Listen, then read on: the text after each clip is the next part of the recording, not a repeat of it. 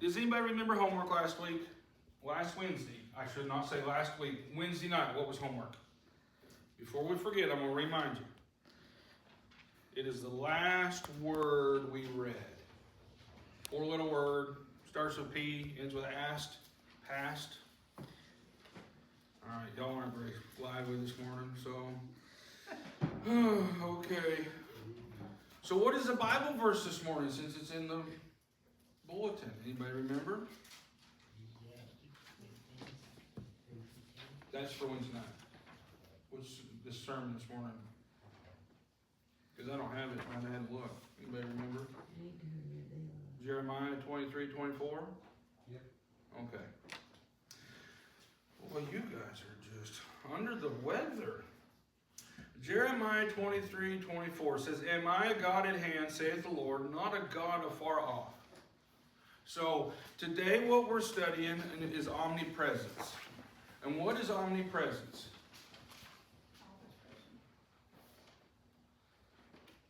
He's always present. He's always here. He's always everywhere.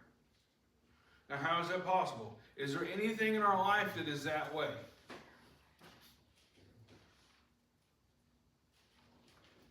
All right.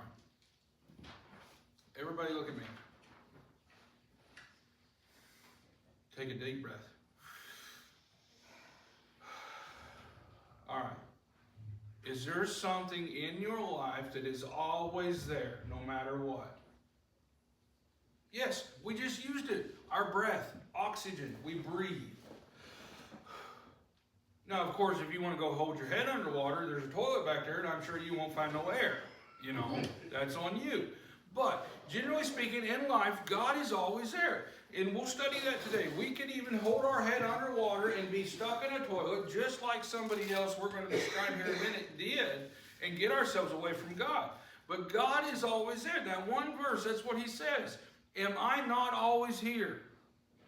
Now, how many of y'all have ever tried to run from God?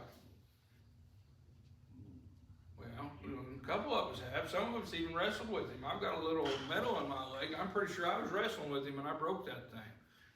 And so why is it we do that?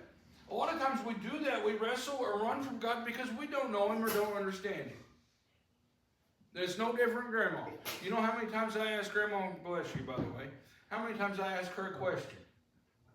And Grandma will take a circle, get away from me, verbally. She'll say something and we'll go circles. And why is that? Everybody does that. When someone is not comfortable admitting or saying something to you, they'll take circles and go around and around, won't they? Bart, you raise kids.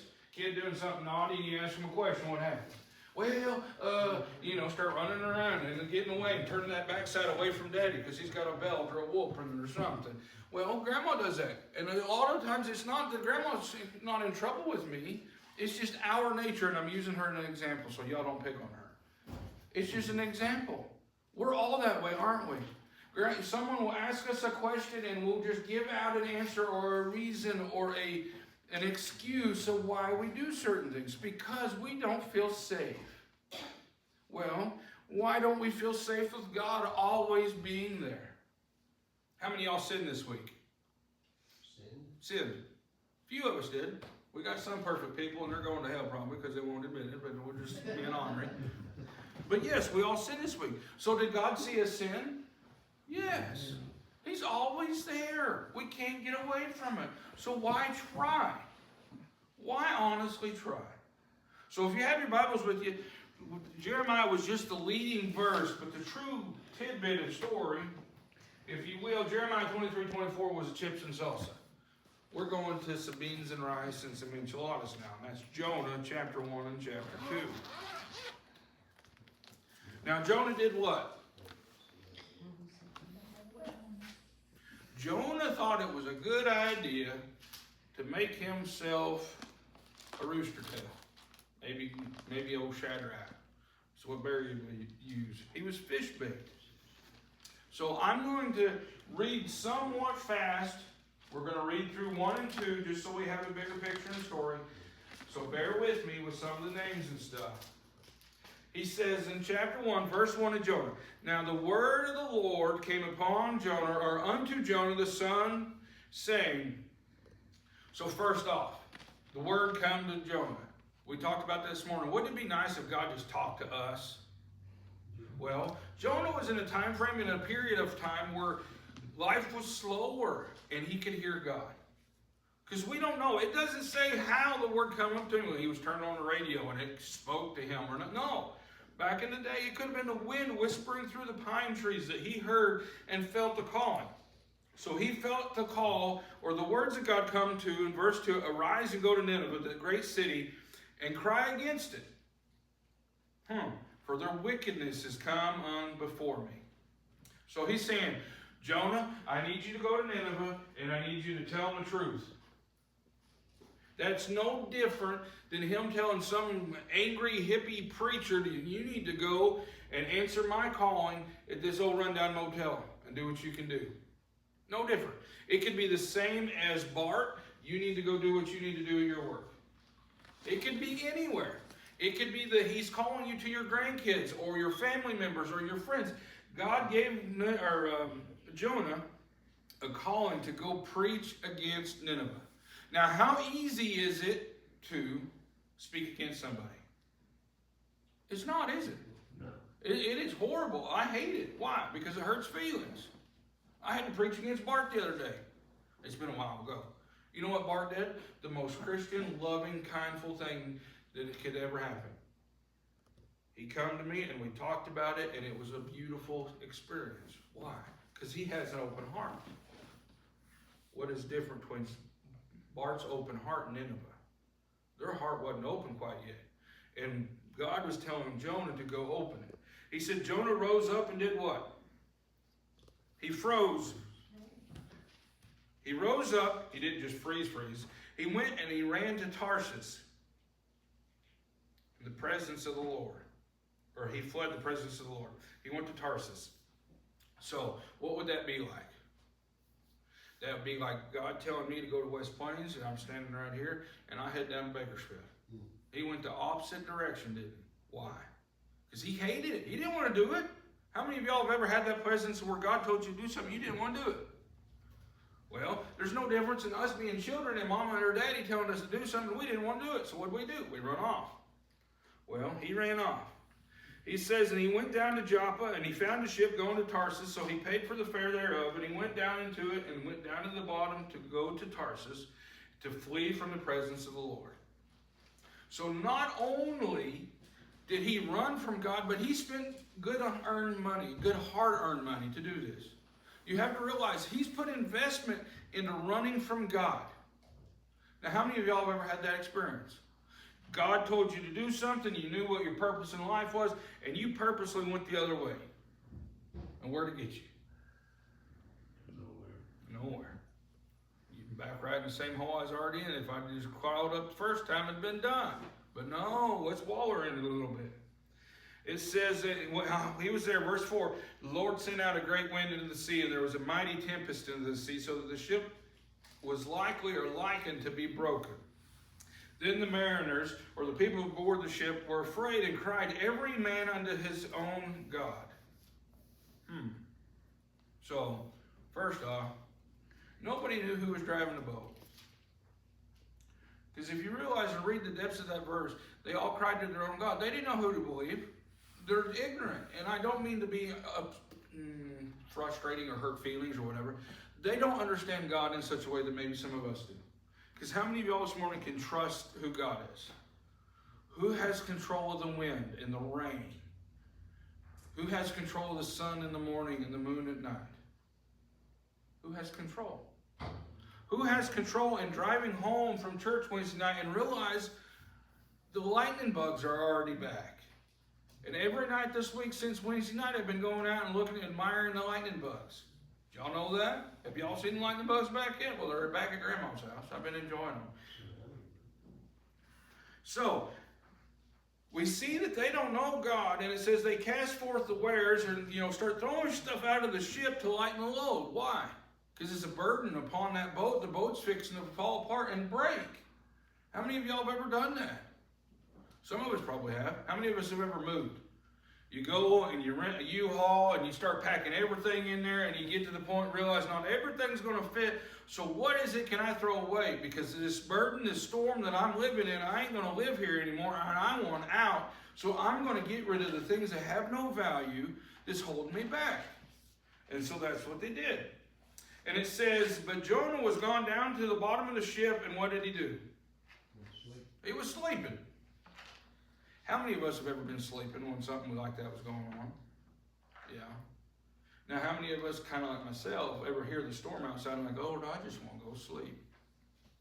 Yeah, I do that quite often. Have a bad day, God, I just want to take a nap. You know, somebody else got something going on, and God, I just want to take a nap. I remember that about this time last year. I remember going and having the dogs go outside doing their business, do the potty break, come back, and I no more than laid down and heard the rain start tinkering on the house. And directly it got into hail, and then wind. And then for some crazy reason I heard the train, and the train wasn't toot-tooting. And so then I realized that ain't no train. And then the power went out. And then Grandma come home 3 days later to me not having a bath. Poor woman. Anyway, side note. So, what happened in verse 6? The man in charge of the boat goes to Jonah. And he says, what are you doing, sleeper? How in the world can you be sleeping right now? He says, arise and call upon your God or thy God. If so be it that God will think upon us that we perish not. So, all men on deck and all on their own accord. You do what you need to do. You need to talk to your God. So, if I asked you this morning to pray to your God, who would that be? If you look down to your time frame and all the things that you spend investment in, where is your God? How many of y'all have iPhones? I got an iPhone. Does y'all's iPhone every Sunday ding through a little thing of how much time you spend on your phone? Mine does. You know how many hours I got last week on my phone? 3 hours is what it told me. And I hit me, and you know what that means? One, it's better than what it's been in certain times. But it is still more than 10%. So that's still more than the tithe that I give to God. And so if you looked at my time frame, how much time I spend every day or every week, sure, I went to work. But you know what? I still looked at my phone every once in a while, or sure, I may pray to God or talk to him, but yet the wholeness of the time, I spent more time on my silly iPhone than I did tithing to God. And so where's my God? So see, in that situation back then, what would they do? You go get what you think it is. So I go grab my phone and I look at the KY3 app and looking, oh my goodness, we got a storm blowed up, and how are we going to get out of the ship? And that's where I would be. So they told that to Jonah. Jonah, go pray into the God that you know and see. And it says, and they said, everyone to his fellow, come and let us cast lots. So they still can't figure it out, that we may know for whose cause this evil is upon us. So they casted lots, and what happened?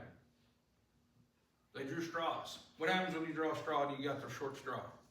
You lose. Yeah, you lose. So when they cast the lots, and it actually fell back on who? Jonah. Exactly. So does God gamble? No, he knows the outcome. However, you can play your silly games and shake your 8-ball and ask a question, but what's it going to come back to? Well, God knows in Jonah. It says, so then they said unto him, tell us, we pray, what is it? Who's caused this evil upon us, and where is your occupation? And they say, where are you coming from, and where are you going, and who are you? Because they was confused. How in the world? Because they're praying to all these different gods. They're praying to their iPhone or their Galaxy or their Ford truck, or they don't know who to look at. But all of a sudden they figure out and they pass it and they point a finger and it's pointing to something out of their control to that one person. It's taking it out of their hands and it shows right there. And they say, who are you? Because I want to know. I've never experienced this. How many of y'all have ever had something like that in life? Well, I want to know. Say, you see somebody, oh my goodness, you've lost a lot of weight. Well, I want to know. Or someone who's not doing well physically and then all of a sudden they're feeling better. Well, I'd like to know, how did you do that? There's so many things like that. It could be the music and you're uplifted and bubbly. And, I've been listening to this new song and it really spoke to my spirit. And so when they asked him these things, he said unto them, first off, I'm Hebrew. So what's that mean? He likes coffee because he brews. All right. He's God's chosen child. He says, I fear the Lord God of heaven, which hath made the sea and dry land. Clearly. Because God's got control of it. He's the one who caused this storm. It says, then the men were exceedingly afraid. Why? Because they had started believing who God was. They could see something. It says, then the men were exceedingly afraid, and he said, why hast thou done this? For the men knew that he fled from the presence of the Lord, because he told them what had happened. How many of y'all have ever fled from the presence of the Lord? I know I've asked that question. But I want you to really think about that. Because how many times in our lives have we been mad at God? I ain't going to talk to you no more. I'm going to walk over here. Y'all, we remember grade school. What happened when you got mad on the ball court at grade school? You could take your ball and you could go over there and just hide out from everybody else. I'm going to pout. You won't let me play. How many of us have done that with God? I ain't going to play your ball. I'm going to take my ball and go somewhere else. I don't like you. We do that often, don't we? Because it can be God tells us to go help somebody. Well, I don't have time to do that. I've got to go over here, God. I don't want to listen. You know, I know you said to do that, but I'm busy. Or I'm tired. Or whatever it may be. And that's the craziest thing. Yesterday morning, I woke up 6 o'clock. I didn't sleep in because a hound dog woke me up. But I was going to take the morning off. I had a long week. I was tired. 6:15, hey, can you come work on me? I'm hurting. Okay, I'll be there by 10 o'clock. And you know what happens in the process of that? I hurt. Oh, God, do I ever hurt? I woke up this morning thinking, God, why? I'm hurting. But I hurt. I sit down and I start working on somebody. And in the process of that moment of working on somebody, you know what happens to my pain? It disappears. For that brief time, and whatever it may be, and I'm amazed. I remember an old preacher couldn't hardly walk, and every time I'd see him get up front and start preaching, he'd get to dancing. And it would tickle me to see an old man in his old Wrangler jeans and his cowboy boots get to dancing at the front, and then when he'd quit preaching, he'd go back and start dragging that leg, and I don't remember how many joints he had replaced. Couldn't hardly walk. He'd get to preaching, and the God and the Holy Spirit would fill him in such a way, he'd walk normal. He'd start dancing back and forth, and he would get happy. Well, it's no different than me when I start working on people. When I do what God tells me to do, it is unreal the presence that he comes and fills us. And so this is the negative side of it. We're seeing the backside of what Jonah was dealing with. And so, 11, they said to him, what should we do unto thee that may calm the sea unto us? For the sea wrought and was tempestuous. So, we want to know what to do to get out of this trouble, because whatever you have done is not good. Jonah said to them, take me and throw me over into the sea. I'd like to kick his bottom. Why? Because he's not man enough to do it himself. No offense. God forgive me. Jonah, if you're up there listening to, I'm sorry, but that kind of frustrates me, because if you're not man enough to admit your fault and take it back yourself and deal with it, who are you? I stand by that. If you want help, by all means, I'll help you. But you're going to stand by what you do.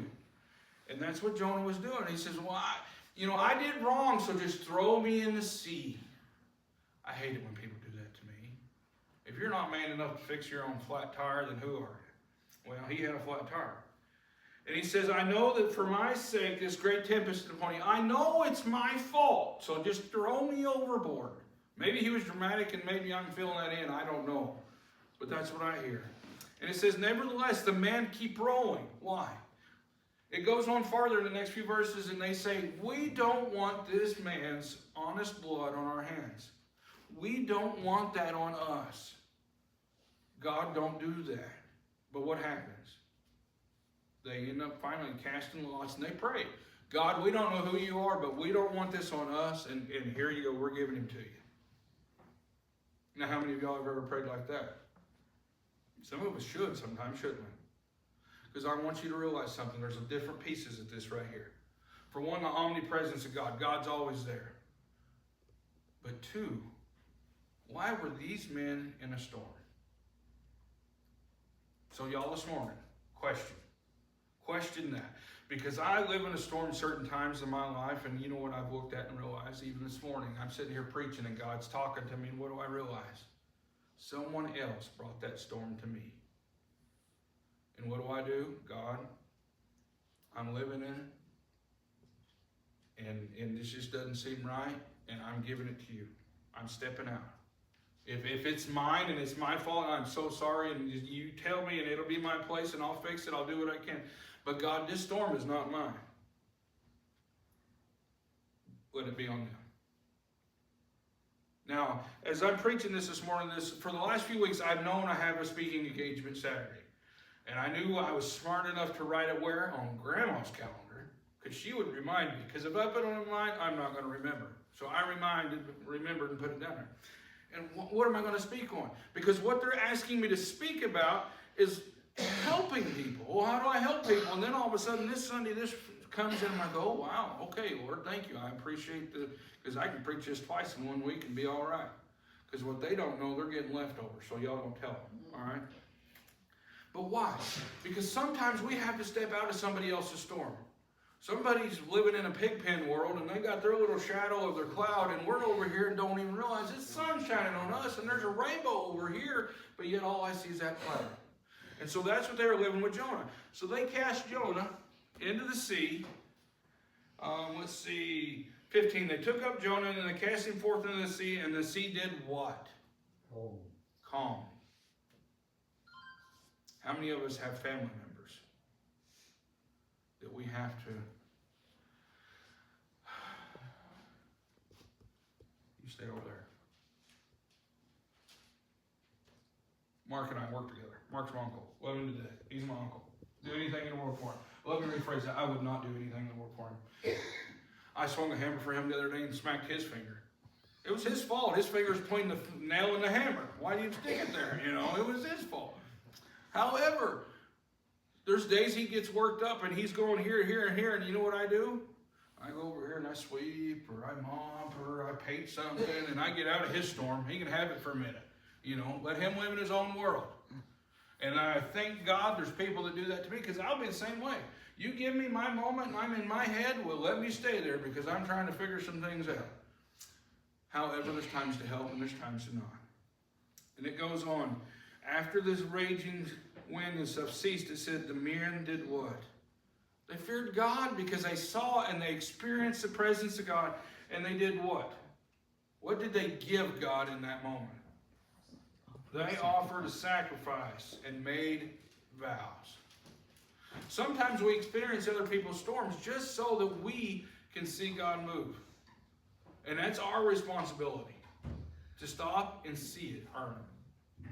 So remember that. Now the Lord had prepared a great fish, and the fish swallowed up Jonah, and Jonah was in the belly of the fish for 3 days and 3 nights. Next few verses we're going to go through, just listen real quick. Jonah prayed unto the Lord, the God of his fish's belly, and from the fish's belly, he said, I cried by reason of mine afflictions of the Lord, and he heard me. And out of the belly of hell cried I, and thou heardest me. 2 points. Jonah admitted he was living in hell. How many of us ever lived there? Amen to that. We don't have to answer that right now. But the second piece of that is really, really important, and most of us don't stop to chew on a minute, is that he prayed in such a way that he believed, praying that prayer, that God had answered it. God heard me from the hell that I was living in. As he spoke this, he spoke it as God heard me from where I was. So, what's that look like in my life? God, you know that I am where I am, and you've already made the way for me to step out of this place, and I'm just looking for my step to take. I know it's there. I know your presence is here. I know where I'm supposed to be, God, and I am just looking down for that stepping stone, whichever way it is, for me to get back to your presence where you want me to be. Let's see.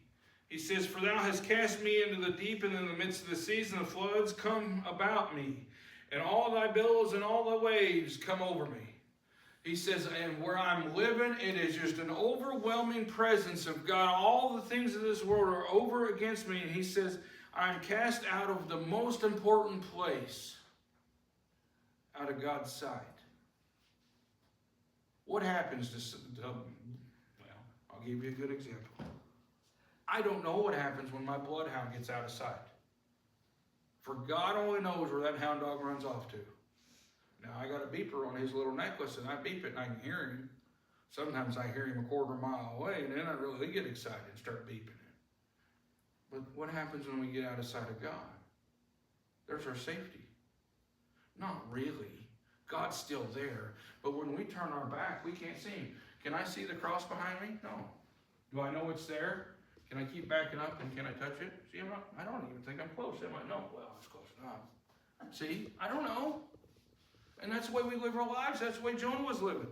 He says, I will look again toward thy holy temple. Even though I was cast out and I was away from God, I know where I'm supposed to be, and I'm going back. I'm going home because I know where it's supposed to be. He says, the waters come about me, even to my soul. The depths closed around me.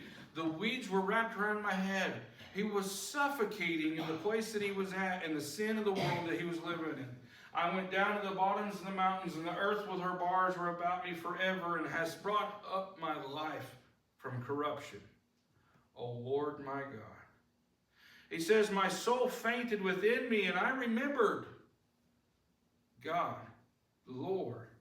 And my prayer came in unto thee and into thy holy temple. Even in the depths of hell that Jonah was living and being at in that moment, what happened? The most beautiful thing. His prayer still made it to God. How many of y'all have ever mailed something and wondered and just waited for it to get there? Months ago, I mailed in my application for my Missouri massage license, and I mailed in a check for all that, and I still haven't got it back. They got one piece of it, but the other piece they can't seem to find. So I'm still waiting and wondering and contemplating and trying to figure out. But yet, even though I know wherever I'm at is not a good place, I can trust God hears my heart. He says they observe laying vanities forsaken of their own mercy. They that observe lying vanities forsake their own mercy. That means us. He says, and I will sacrifice unto thee the voice of thanksgiving. I will sacrifice. Why?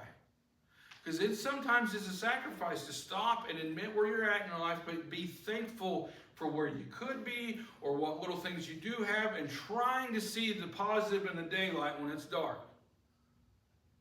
It's easy to see the stars when you're out at Grandma's house. But you know how many times I was actually able to see stars from the motel? Very rare. Enough night pollution you couldn't see them. And this is West Plains, Missouri. He says, I will sacrifice unto thee the voice of thanksgiving, and I will pay that I have vowed. And I will remember salvation is of the Lord. And the most beautiful thing we'll read in the end and close. The Lord spoke unto the fish. And what happened? It puked him up. And it didn't just puke him up in the ocean. It was a good fish. It found some dry land and gave him something to lay on. So when you want to go through hell, you can go through hell and believe it, but be thankful for that dry land that God pukes you up on. Hard to admit, ain't it? You tell that to an addict and see what they change. Because that'll change your life, won't it? Because any of us have ever lived in hell, we know what it's like to be puked up. Just be thankful for dry land. Grandma, if you would, come on this morning.